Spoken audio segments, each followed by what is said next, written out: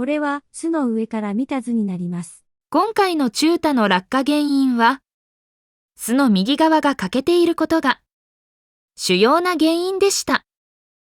左側だと頭一つだけ前に出れるので、かなり救治されやすくなります。このポジション争いが行われていました。右側のヒナは一度下がってから割り込む形をとります。その際、前にいるヒナを落とすような形になります。後ろから押され、右側に避けようとするのですが、そこには足場がないので、落下します。原因は前面部分が揃っていないことでした。ちなみにジャイアンは賢く、後ろから押されるとすぐに避けて、防いでいました。